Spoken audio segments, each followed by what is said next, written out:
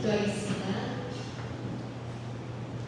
거룩하신 하나님 아버지, 오늘의 예배 가운데 주님의 은혜가 함께하시길 기도합니다. 저희 마음을 열어 기쁨으로 주님을 찬양하게 하시고 주님의 말씀을 믿음으로 받아 저희의 삶 가운데 순종의 열매로 나타나길 소망합니다.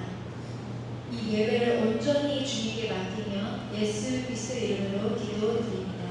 아멘. 할렐루야. 저희 시간 찬양 드리는 시간 갖겠습니다. 저 오늘 첫 찬양은 낮은 곳으로 다 같이 찬양했습니다.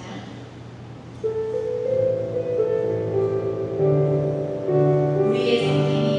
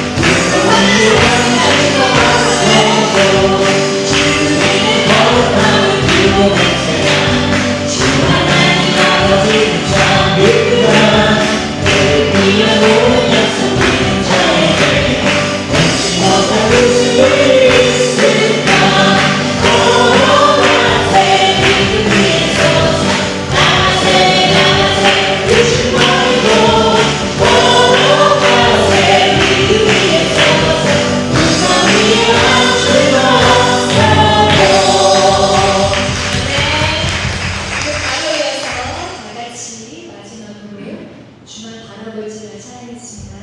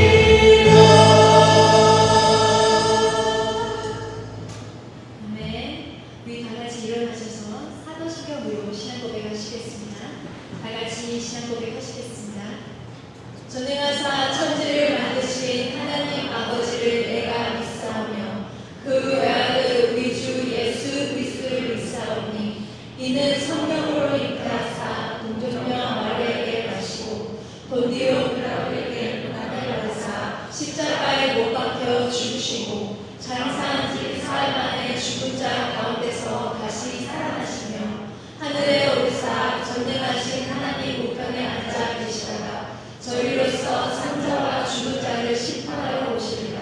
성령을 믿사오며 거룩한 도례와 성도가 서로 교통한 것과 죄를 사하여 주시는 것과 몸이 다시 사는 것과 영원히 사는 것을 믿사옵나이다. 아멘. 모두 다 착석해 주시고 예배를 위해 김성미 집사님께서 기도하기도 하시겠습니다. 거룩하시고 전능하신 하나님 아버지, 스스로 계시며 지금도 살아 역사하시는 여호와 하나님을 찬송합니다. 오늘도 저희의 생명을 붙드시고 거룩한 예배의 자리에 엎드리게 하시니 감사드립니다. 아버지 하나님, 먼저 우리의 죄를 고백하오니 용서하여 주옵소서. 입술로는 주를 사랑한다 하면서도 마음으로는 세상의 염려를 더 크게 품었고 주의를 지킨다 하면서도 경건의 능력을 잃어버렸으며 교회 안에서는 경건한 언도를 하다가도 가정과 일터에서는 성급함과 원망으로 주의 이름을 욕되게 한 일이 많았습니다. 자기 이익을 세우려 하고 남을 판단하기 즐겨하며 기도의 무릎을 꿇기보다 인간의 깨와 힘에 의지하였던 우리를 불쌍히 여겨 주옵소서. 성령으로 새 마음을 주셔서 오늘 예배가 회개와 돌이킴의 예배가 되게 하옵소서. 주님, 교회를 위하여 기도하옵니다. 우리 교회가 세상의 풍조에 흔들리지 아니하고 오직 말씀 위에 굳게 서게 하옵소서. 성도들의 교제가 세상의 모임처럼 가벼워지지 않게 하시고 서로의 짐을 지는 거룩한 사랑이 되게 하옵소서. 수은 자리에서 충성하는 자들을 주께서 친히 위로하여 주옵소서. 주일학교와 청년들이 세상의 유혹에 빼앗기지 아니하고 말씀을 사랑하고 기도를 배우며 거룩한 비전을 품게 하옵소서. 하나님 아버지, 가정을 붙들어 주옵소서. 집집마다 믿음의 등불이 꺼지지 않게 하시고 마음이 무너진 이들에게는 위로를, 생활의 무게에 눌린 가정에는 공급하시는 하나님의 손길을 보여 주옵소서. 아버지 하나님, 오늘 이 시간 말씀을 전하시는 목사님을 붙드사 선포되는 말씀마다 살아있는 하나님의 음성이 되게 하시고 죄 많은 우리가 회개하고 다시 소망으로 일어서게 하옵소서. 우리의 예배가 끝난 후에도 은혜가 식지 않게 하시고 한 주간의 삶이 예배의 연장이 되게 하옵소서. 주님, 우리는 자주 넘어지나 주님의 은혜는 우리를 일으키십니다. 오늘도 우리의 앞길을 주께 맡기오니 4월의 나날 속에서 우리를 진리로 인도하여 주옵소서. 우리 주 예수 그리스도 이름으로 간절히 기도하옵나이다. 아멘. 오늘의 말씀 보도록 하겠습니다. 오늘 함께 나눌 본 말씀은 빌립보서 2장 12절에서 16절까지 말씀 되겠습니다. 오늘 함께 오실 본 말씀은 빌립보서 2장 12절에서 16절까지 말씀 드리겠습니다. 제가 12절부터 이렇게 본문을 뽑았지만 그 앞 내용까지 제가 함께 다룰 거니까 성경 가지고 계신 분들은 성경을 꼭 찾아서 함께 봐주시길 바랍니다. 12절 제가 먼저 읽고 13절부터 우리 성도님들 교독으로 함께 해주시길 바랍니다. 12절 읽을게요. 그러므로 나의 사랑한 자들아, 너희가 나 있을 때뿐 아니라 더욱 지금 나 없을 때에도 항상 복종하여 두렵고 떨림으로 너희 구원을 이루라. 13절 시작.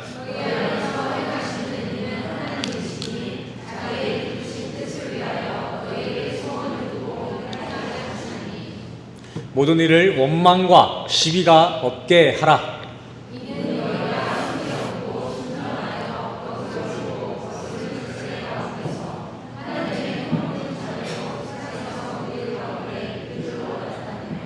생명의 말씀을 밝혀 나의 다름질이 헛되지 아니하고 수고도 헛되지 아니하므로 그리스도의 날에 내가 자랑할 것이 있게 하려 함이라. 아멘. 할렐루야. 이렇게 주님의 말씀 앞에 서신 우리 교회된 성도님들을 주님의 이름으로 환영하고 또 축복합니다. 우리 옆 사람과 인사하고 같이 설교 나누도록 하겠습니다. 주님의 이름으로 환영하고 또 축복합니다. 안 고쳤네 이거. 애들 조용히 좀 해봐. 목사님 안 들려? 네. 고마워. 네. 방학했어요? 다 어디 갔어요? 절반이 좀 방학하신 것 같은데. 이게 뭐 일이 있으셔서 못 오시고 뭐 한국 가셔서 뭐 못 오시고 하시는 거 제가 그것까지 뭐 통제는 못 하겠지만 꼭 예배 자리에 함께 해주시기 바랍니다. 주일이라는 거 일주일에 한 번 아니겠습니까? 일주일에 한 번 정도는 조금 주님의 말씀을 더욱더 기억하고 기념할 수 있는 거룩한 날로 보내시길 간절히 소원합니다. 우리 교회가 아니더라도 어디 가서 좀 예배 좀 드리세요, 성도님들. 자, 우리는 지난 시간 갈라디아서 말씀을 살펴보면서 진짜 구원받은 성도의 모습은 어떠한 모습인지에 대해서 다시 한번 살펴봤습니다. 자, 갈라디아서에서 바울은 진짜 은혜 입은 성도는 어떤 성도다라고 이야기했죠? 바울은 자신이 쓴 성경 중에 여러 모습으로 그 진짜 성도는 이렇습니다라는 글들을 많이 저술했습니다. 근데 우리는 이제 다른 거 다 둘째치고 갈라디아서, 우리가 지난 시간에 봤던 그 본문에서는 그 바울은 뭐라고 얘기했어요? 진짜 구원받은 사람들은 구원은 은혜로 거저 선물 받은 것이 맞지만 그 구원을 거저 받은 성도는 거저 받은 구원에만 머무는 것이 아니라 그 구원의 궁극적 목적대로 그 구원의 십자가를 지고 남은 인생의 여정을 거룩히 교회로서 살아가는 것, 이것이 진짜 구원받은 성도다라고 바울이 이야기한 바가 있습니다. 조금 더 쉽게 말하자면 난 이미 구원받았으니 이제 막 살아도 돼가 아니라 구원받은 성도라면 구원받은 성도답게 거룩히 남은 삶을 살아가게 된다. 이것이 진짜 구원받은 백성의 모습이다라는 거예요. 그리고 바울은 이 부분을 확실히 하기 위해서 나는 구원받았다라는 어떤 그 확신을 가지고 세상을 방종되게 살아가는 것, 그것은 자유가 아니다, 구원받은 자가 아니다, 다 가짜다, 성령을 헛되이 받은 자다 라고까지 책망한 기록이 있습니다. 하지만 우리는 오해해서는 안 됩니다. 바울은 지금 행위 구원을 이야기하고 있는 것이 아닙니다. 바울이 이야기하고 있는 바는 이미 구원받은 성도의 삶에는 반드시 성화가 일어날 수밖에 없다라는 것이죠. 왜냐하면 그렇게 구원받은 성도의 삶 가운데에는 누가 있어요? 성령이 계시기 때문이죠. 그래서 우리는 법에 의해서가 아니라 주신 은혜에 대한 감사로서, 성령의 열심으로써 성스러운 나를 살아가게 됐다라고 제가 말씀드렸습니다. 자, 그렇다면 바울이 말하는 성화를 누림이란 무엇일까요? 이 성화를 누림이라는 것은 또 달리 얘기하면 영화 또 영광을 누리며 사는 삶이다 라고 이야기할 수 있는데, 영광을 누리는 삶이란 어떤 삶을 이야기하는 것일까요? 영광을 누리며 살아가는 삶, 여러 가지로 표현될 수 있겠지만 오늘 본문에 바울은 그 영광된 삶을 이렇게 이야기하고 있습니다. 빌립보서 2장 11절과 12절 두 구절만 읽겠습니다. 시작.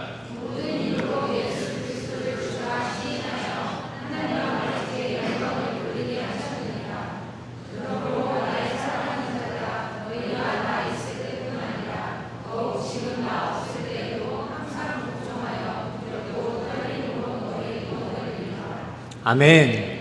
이 두 구절을 정리하자면 이렇게 되겠습니다. 예수 그리스도를 주로 시인하고 그 예수에 순종하며 두렵고 떨림으로 구원을 이루는 것, 이것이 영광이다. 이 구절은 언뜻 보면요, 하나님께서 만들어 놓으신 그 구원은 완전하지 못하니 조금 남겨진 몫은 너희의 행위로 완성시켜라 라는 뉘앙스로 들릴 수도 있겠지만 그게 아닙니다. 방금 읽으신 그 19절 말미에 쓰여진 그 이룰이라는 원어의 그 단어를 조금 더 부각시켜서 해석해보자면 이렇게 되겠습니다. 예수 그리스도를 시인하는 것, 그를 복종하며 두렵고 떨림으로 대하는 것, 이것이 하나님의 영광을 드러내는 삶이며 구원을 누리는 삶이다.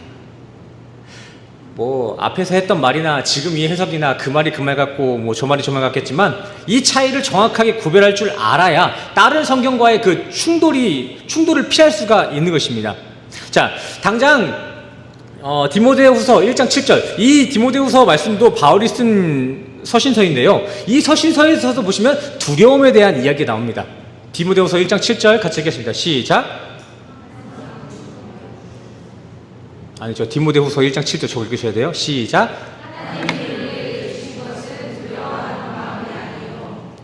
뭔가 잘못했죠?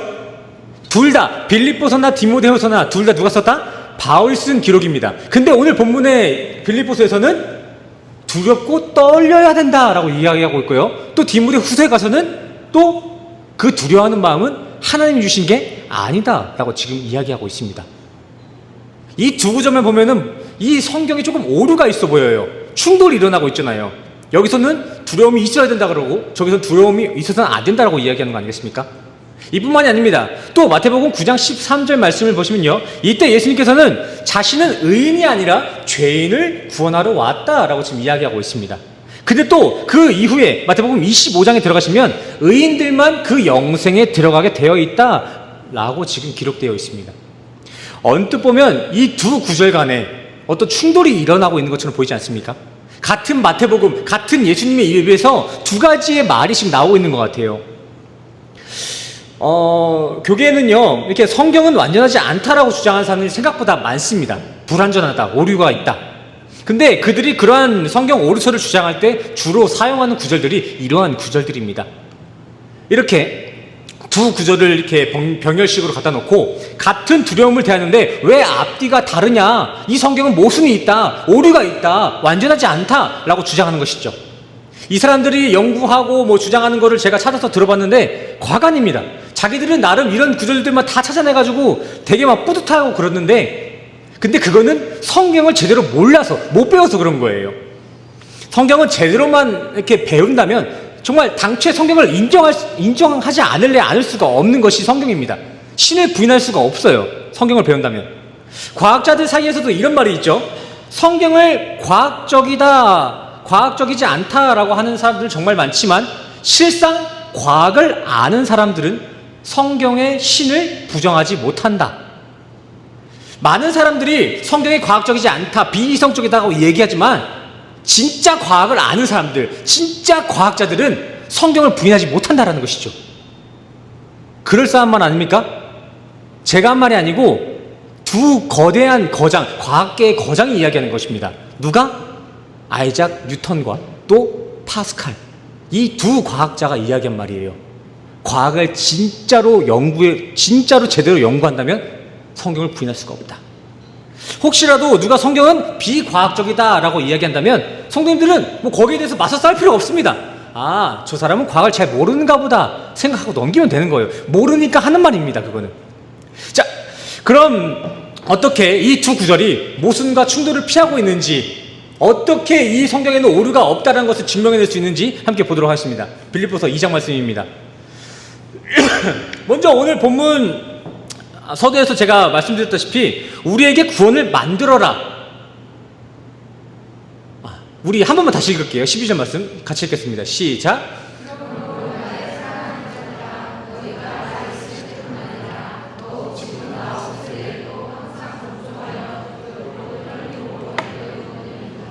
아멘. 본문의 바울은 앞서 말씀드렸던 것처럼 우리에게 구원을 만들어라, 영광을 만들어내라라고 지금 명령을 내리고 있는 것이 아닙니다. 오늘 본문의 시작점이 되는 2장 서두 내용을 같이 보시길 바랍니다. 바울은요, 구원과 영광은 그렇게 예수의 십자가, 그 순종으로 이루어졌으니 너희는 그 십자가 앞에 순종함으로써 또 두렵고 떨림으로써 영광에 참여하라, 그 구원의 증인이 되라고 이야기하고 있는 것입니다. 하나님께서 우리에게 구원을 주셨을 때에는 90%의 구원만 주고 나머지 10%는 너희의 행위로 완성해야 된다라고 지금 이야기하고 있는 것이 아니라, 구원은 그렇게 예수의 십자가로 단번에 완성되었으니 너희는 그저 주어진 은혜에 순종하라, 누리라 라고 지금 이야기하고 있다는 것이죠. 또 여기서 알미니우스 계열 사람들은요, 이 두렵고 떨림이라는 단어에만 딱 꽂혀가지고 아니다, 우리는 이렇게 두려운 마음과 떨림으로 구원에 있어 우리가 해내야만 하는 일이 남겨져 있다라는 어떤 주장을 하곤 하는데요, 애초에 저 두렵고 떨림은 내가 구원을 이루는데 필요한 덕목이 아닙니다. 구원을 만들어내기 위해서 꼭 우리가 가져야 되는 어떤 요소들이 아니라 예수님께서 만들어낸 이 완전한 구원에 대한 경외감, 그리고 그 경외함 앞에 나의 낮아짐, 나의 무능함을 의미하는 것이 두렵고 떨림인 것입니다. 디모데후서에서 말하는 두려움의 대상과 오늘 본문에서 말하는 그 두려움의 대상 자체가 다르다라는 것입니다. 충돌할 수가 없는 구조라는 거예요, 두 구조는. 자, 보세요. 저잖아요. 자, 성훈이는 목사다. 이거 맞는 말이에요, 틀린 말이에요? 성훈이 저예요. 이성훈이. 성훈이는 목사다. 맞아요, 틀려요?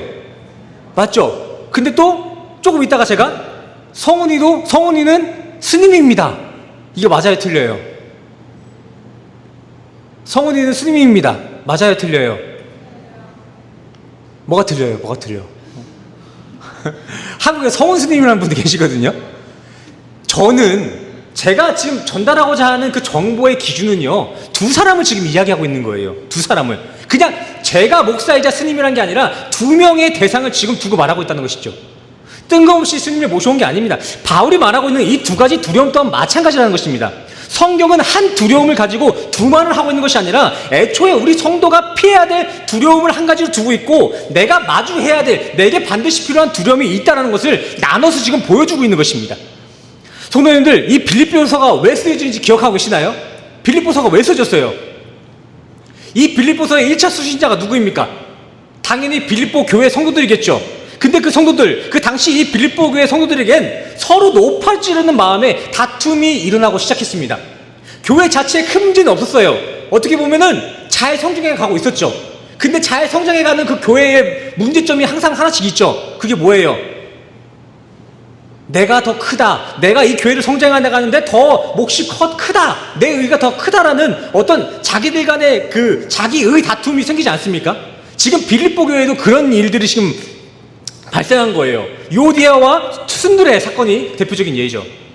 그래서 바울은 그러한 성도 간의 다툼을 잠재우고자 편지를 보내는데 그게 오늘 본문 빌립보서입니다. 오늘 읽은 본문 2장은 그러한 배경에서 나온 메시지라는 거예요. 당신들의 열심, 당신들의 의는 아무런 가치가 없으니까 당신들끼리 좀 당신들이 높네, 내가 높네 싸우지 좀 마십시오.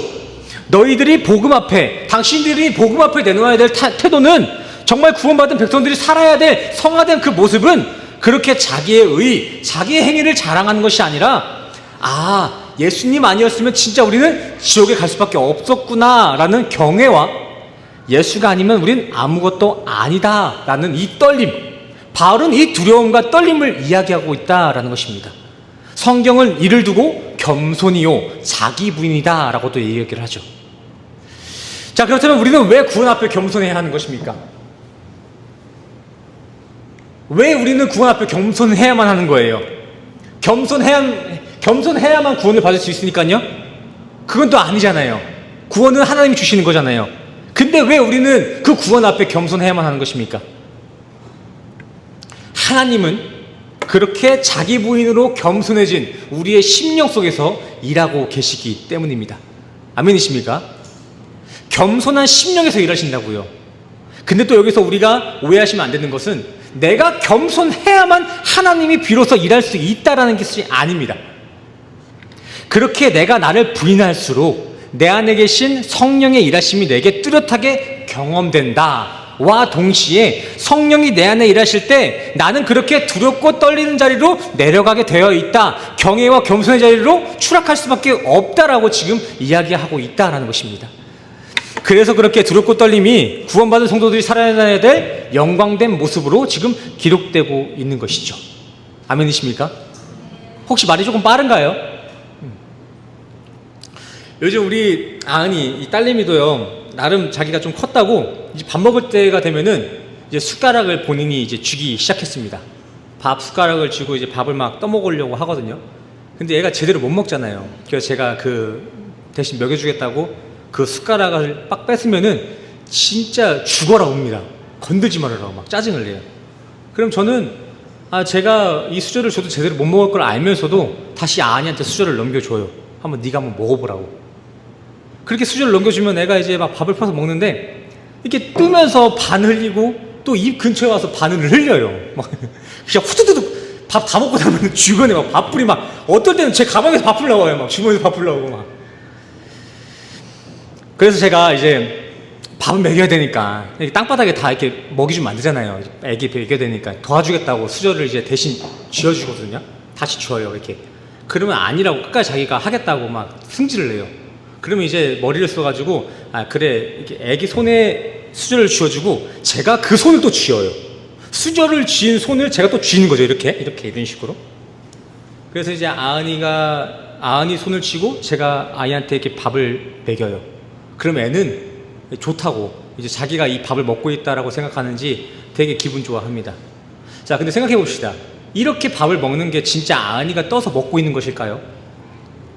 아니죠. 아은이는 그냥 손만 얹고 있고 제가 다 먹이고 있는 거예요. 자, 그렇다면은 그렇게 아이에게 밥을 먹이는 입장에서 제가 바라는 게 뭘까요? 아은이의 손을 붙잡고 아은이에게 밥을 먹이고 있을 때 제가 바라는 게 뭘까요? 그래도 집안 먹는 지가 좀 힘 좀 주지 제대로 먹지 이럴까요? 아닙니다. 저는 오히려 아은이가 힘을 좀 빼줬으면 좋겠습니다. 근데 이 지지배가 힘이 얼마나 센지 자기가 먹겠다고 막 힘을 주면 막 그때마다 막 밥풀이 막 여기저기 튀어나가는 거예요. 그래서 항상 생각하는 게, 차라리 그냥 힘을 뺐으면 좋겠다, 돕지 않았으면 좋겠다라는 생각이 항상 듭니다. 제가 우리 딸 얘기를 좀 자주 하는 것 같은데, 목사님들이 그런 말을 해요. 아이가 초등학교 들어가면은 이제 설교를 알아듣기 시작한대요. 그때부터는 이제 아이들 얘기를 꺼내면 큰일이 난다고 해가지고 제가 애가 못 알아들을 때 이렇게 자주 쓰는 거니까 조금 이해해 주시길 바랍니다. 자, 성도님들, 이러한 모습이 저는 생명을 먹이시겠다고 우리 손을 붙잡고 있는 하나님과 그 생명을 내가 스스로 떠먹어 보겠다고 용을 쓰는 우리 성도의 모습으로 보였습니다. 우리도 보면 그렇지 않습니까? 구원은 100% 하나님이 만들어서 우리에게 주셔야 되는 것을 알면서도 우리는 우리가 뭘 해가지고 우리의 힘으로 직접 그것을 만들어 먹으려고 용을 씁니다. 다들 보면 자기들이 하나님보다 더 거룩해지고 있고 하나님의 숟가락까지 뺏으려고 해요. 그리고 나서 가장 큰 문제가 무엇입니까? 우리는 그거를 주를 위해 헌신했다, 구원을 위해 열심을 다했다라는 착각을 하기 시작하죠. 근데 또 그러한 허탄 열심을 누가 알아주지 않으면 견디지 못해요. 왜요? 왜 그렇습니까? 하나님을 위해 내가 열심을 부렸다고 해놓고서는 사람들이 그 열심을 알아주지 못하면 견디지 못한다고요. 왜 그런 거냐고요? 애초에 그런 열심은 하나님을 위한 게 아니고 나를 위한 일들이었기 때문입니다. 그래서 성도님들, 제가 성도님들한테 함부로 막 헌금해라, 헌신해라 강요를 할 수가 없는 거예요. 헌금과 헌신이 이 교회를 세워져 가는데 필요 없다라는 것이 아닙니다. 필요한 거예요. 그게 없으면 어떻게 해요? 교회 전기세도 요즘 엄청 올라가고 있는데 이거 어떻게 해요? 필요한 겁니다.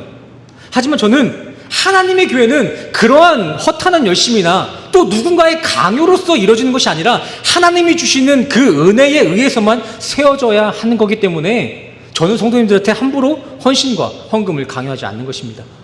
헌신을 하지 말라는 게 아니라 헌신을 뭘 좀 알고 하자고요.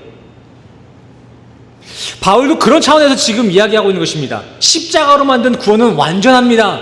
구원에 있어 우리가 해야 될 일은 그 완전한 십자가를 순종하며 경외하는 것, 이것이 전부입니다. 그렇게 두렵고 떨림으로 그 십자가에 참여하십시오. 그렇게 영광에 참여하십시오. 하나님이 직접 우리를 통해 일하실 거니까 걱정 말고 힘 좀 빼라는 것입니다. 물론 이 9절 이후 14절 15절 말씀을 보시면 성도니까 원망과 시비가 없게 하고 흠이 없는 자녀로 살아야 된다라는 뉘앙스로 지금 자세한 설명이 나오고 있는데, 이것은 우리 성도들이 이렇게만 살아야만 하나님의 자녀가 된다라고 지금 이야기하고 있는 것이 아니라 앞 구절에 나와 있는 내용과 같이 그렇게 하나님은 우리 안에 그런 뜻을 두고 우리를 그런 삶으로 견인해 나가신다라는 것을 지금 이야기하고 있는 것입니다. 너네가 이렇게 구원을 만들어내야 돼 라는 구원의 메커니즘을 이야기한 것이 아니라 너네는 이렇게 구원받을 거야 라는 것을 하나님께서는 지금 우리에게 보여주고 계신 것이죠. 아니, 애초에 생각해 보십시오. 애초에 우리가 무슨 수로 하나님 앞에 흠없는 자녀가 될 수 있겠습니까? 우리가 어떻게 하면 흠없는 자녀로 살 수가 있어요? 시비 안 걸리는 거? 원망 없이 사는 거? 이 정도면 우리가 하나님 앞에 흠없는 자녀가 되는 것입니까? 아닙니다. 예수 붙잡아야 되는 거잖아요. 그렇게 시비 없고 원망 없고 흠없는 자녀로 살게 하는 것도 누가 하시는 일이라고요? 예수님이 하시는 일입니다. 오늘 말씀은 우리에게 뭘 하라고 시키는 게 아니라는 것이죠. 그래서 앞에서 지금 이야기하고 있는 것입니다. 다 어디 갔냐? 제발 다른 거 하지 말고 예수의 마음을 품어보십시오. 자, 또 따지고 보면 빌립보 성도님들이 서로 시비하고 원망하는 게 어디로부터 시작된 것입니까? 그들이 왜 싸웠어요? 왜 원망했습니까? 하나님이 아닌 내 의, 예수가 아닌 내 자랑하면서 서로 높아지려다가 서로 원망하고 시비된 거 아니겠습니까? 하나님이 먹여주시겠다고 한 그 숟가락을 뿌리치고 내가 만들어보겠다라는 그 교만에서 시작된 게 원망과 시기잖아요. 오늘 바울은 그것을 버리라고 지금 이야기하고 있는 것입니다.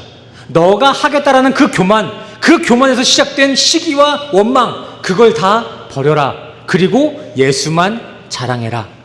이것이 바울이 말하고 있는 은혜 입은 성도의 삶, 하나님 앞에 영광된 삶인 줄 믿습니다. 그리고 이게 세상에서 빛을 발하며 살아가는 인생입니다. 빌립보서 2장 15절 보시면은 세상에서 빛을 나타내라고 지금 이야기하고 있습니다. 자, 성도님들, 빌립보서 이외에도 성경 전체를 쭉 보시면요, 우리 성도들에게 빛과 소금의 역할을 감당할 것을 이렇게 요구하고 있는 것처럼 보이는 구절들이 정말 많습니다. 그만큼 빛과 소금은 성도의 어떤 정체성을 드러낸다는 것이겠죠. 그런데 여기서 우리가 오해해서 안 될 것은 우리는 그러한 빛을 직접 만들어서 이 세상에 발현할 수 있는 발광체가 될 수 없다라는 것입니다. 마태복음을 잘 보시길 바랍니다. 빛을 만들어내라고 지금 이야기하고 있지 않습니다. 우리가 잘 알고 있는 그 영광의 개념과 동일한 개념인 거예요.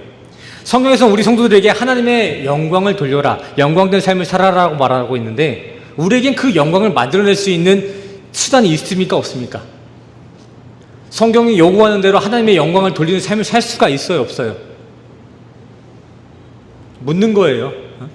성도님들 스스로 어떤 영광을 만들어낼 수 있습니까? 없습니까? 없습니다.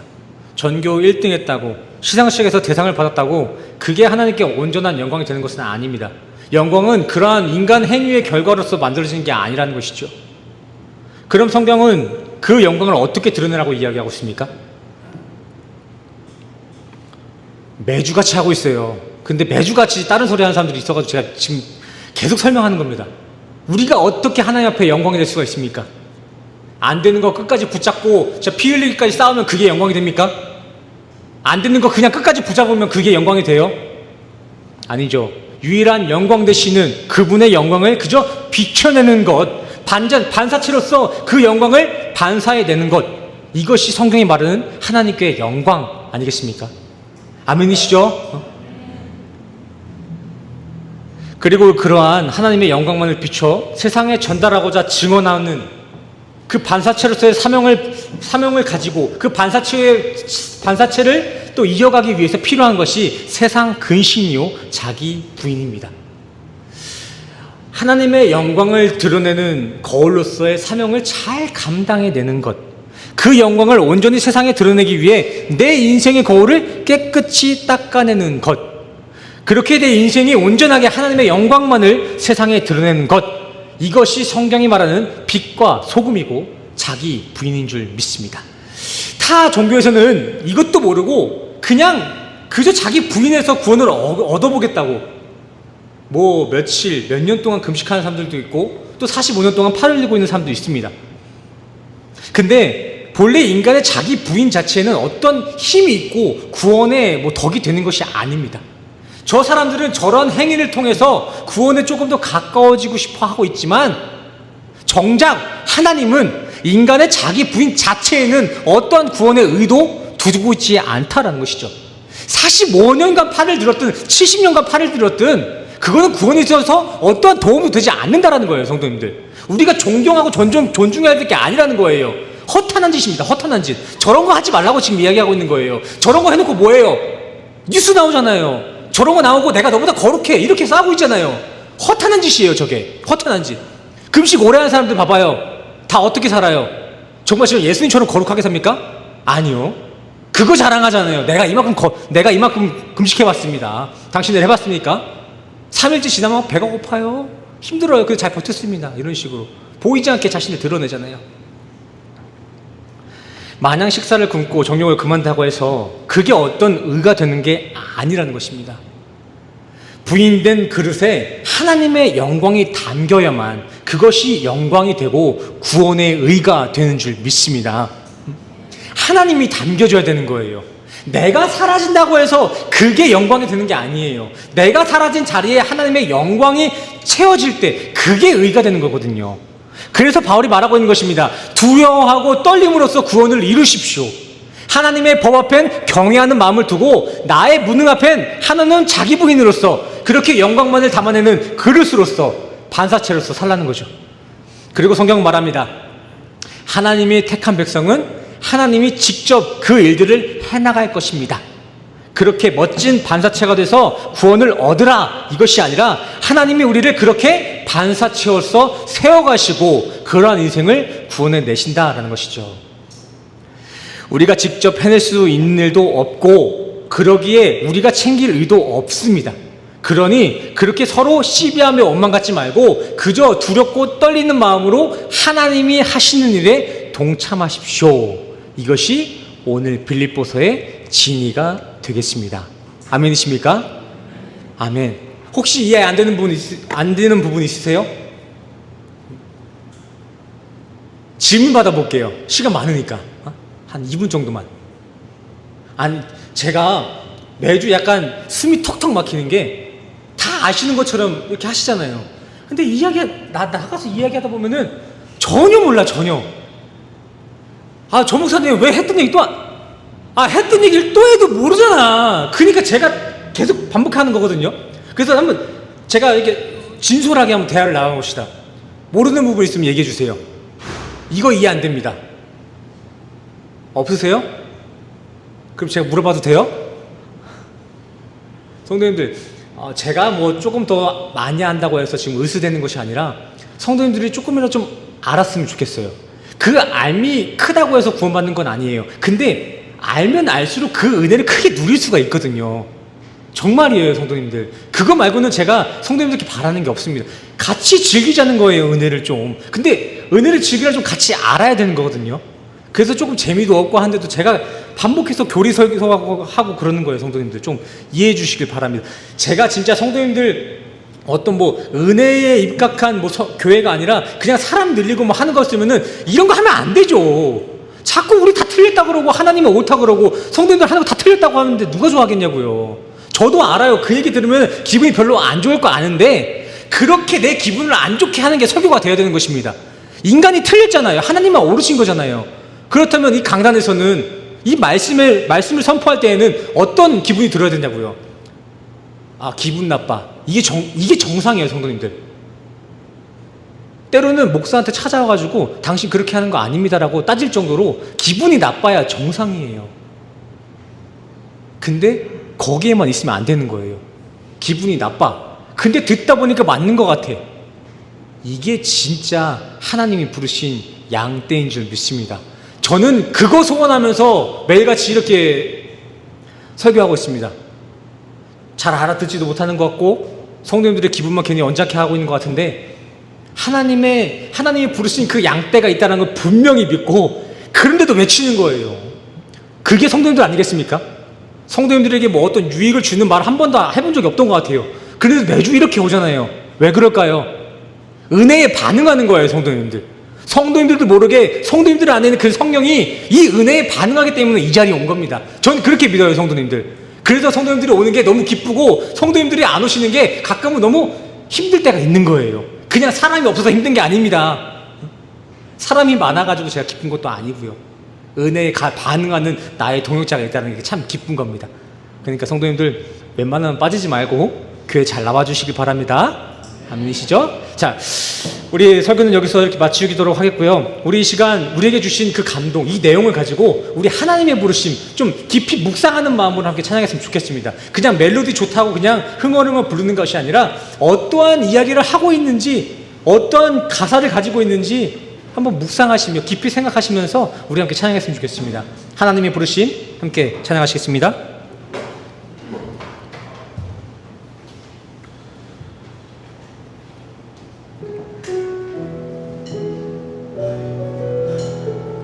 함께 찬양할까요?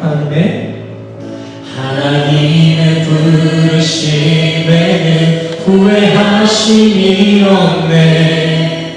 내가 이 자리에 선 것도 주의 부르심이라. 하나님의 부르심에는 결코 실수가 없네. 나를 부르신 하나님의 신실하심을, 작은 나를 부르신 그 이유는 작은 나를 부르신 뜻을 나는 알 수 없지만 오직 감사와 순종으로 주의 길을 가리라. 때론 내가 연약해져도 주님만 도우시니 주의 놀라운 그 계획을 나는 믿으며 살리. 날 부르신 뜻은 날 부르신 뜻 내 생각보다 크고 날 향한 계획 날 지혜로 증명 못하나 가장 좋은 길로 가장 완전한 길로 오늘도 날 이끄시. 다시 한번 날 부르신 뜻 날 부르신 뜻 내 생각보다 날 향한 계획 날 향한 계획 날 지혜로 증명 못하나 가장 좋은 길로 가장 완전한 길로 오늘도 날.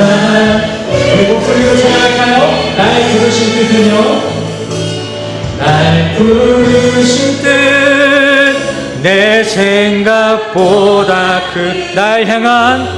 날 향한 계획 나의 지혜로 측량 못한 가장 좋은 길로 가장 완전한 길로 오늘도 하나님의 이끄심을 믿는 마음으로 함께 기도를 나가시겠습니다. 기도합시다. 주님 맞습니다. 주님의 계획 같으시 어디에 모르겠고 왜 이 연약한 나에게 그 뜻이 하지만 주님 내가 이해하지 못하고 그것을 바라지 못한다고 해서 하나님 믿으시니 그저 하나님은 하나님의 방법으로 하나님의 선하신 뜻으로 우리 성도들을 거룩한 길로 결국 인도해내실 줄 믿사오니 그것 믿음으로 나아가게 하여 주시옵소서. 내가 거룩해지고 내가 단단해져서 주님 앞에 든든한 힘이 되는 것이 아니라 더욱더 연약한 마음을 인정하고 그렇게 주님 없으면 살아갈 수 없음이라는 그 두려움을 가지고 그 떨림을 가지고 오늘의 주님 앞에 그 의지함 그 경외함 가지고 주님 앞에 구원을 그렇게 주님을 의지하며 구원을 이뤄나가는 우리 성도 되게 하여 주시옵소서. 내가 뭐 조금 더 나아지면 주님 앞에 도움이 되겠습니까? 내가 조금 더 힘을 주고 내가 조금 더 열심히 하면 주님 앞에 아닙니다. 주님 제가 지금 주님 앞에 할 수 있는 건 아무것도 없습니다. 구원은 오직 주님이 이뤄낸 것이고 우리는 그 하나님 주시옵소서. 하나님을 기뻐하는 교회가 되길 원합니다. 인간의 열심으로써 인간의 노력으로서 사람이 보기 좋게 지어지는 그런 교회가 아니라 단 한 사람이 모이고 단 조소수가 모이더라도 정말 하나님이 바라보실 때 저 교회 진짜구나, 허탄한 자랑이 없는 교회구나, 온전히 예수만을 자랑하는 교회구나, 그 올바른 교회, 그 거룩한 교회가 우리 새생명교회 되게 하여 주시옵소서. 하나님께 인정받는 교회 되게 하여 주시옵소서. 사람들을 바라보지 않게 하시고 온전히 주님의 인도하심에 이끌려 세상 처절하다 하나님 앞에 가자.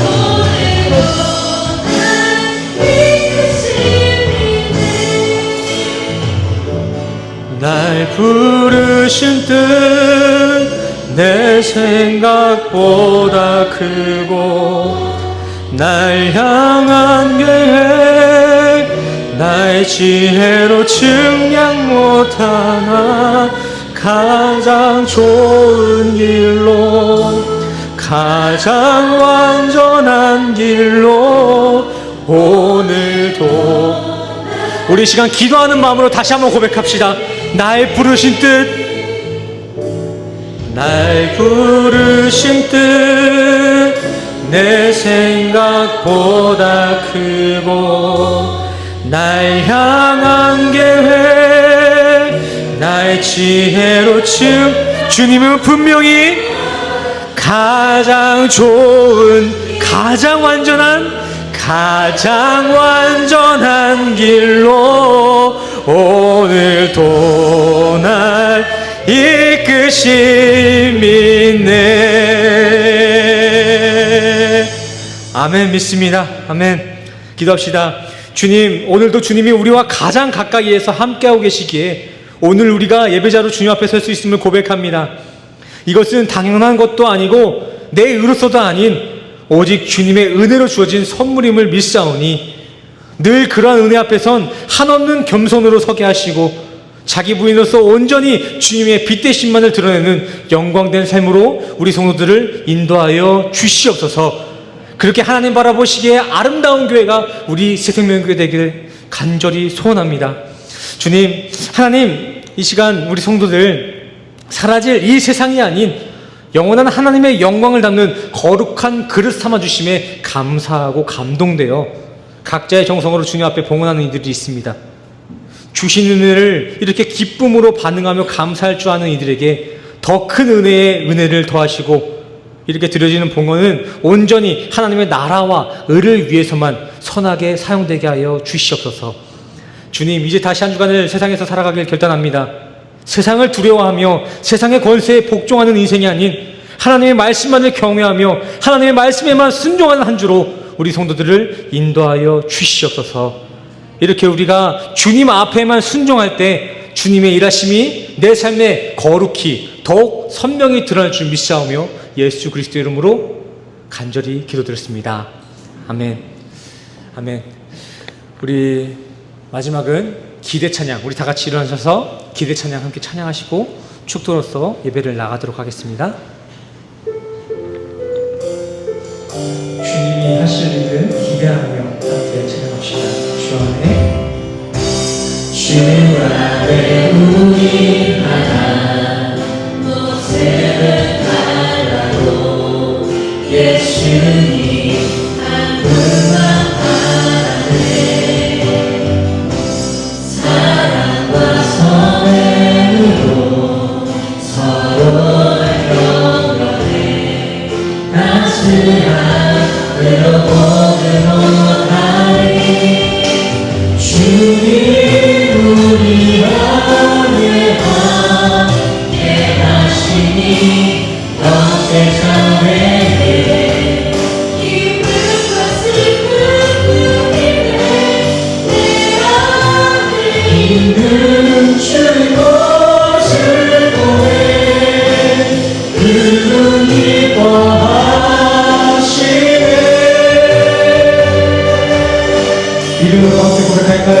주님 우리를 통하여서 주님 우리를 통해 계획하시니 부족한 입술로 찬양하게 하시니 주님 우리를 통해 계획하시니 너를 통해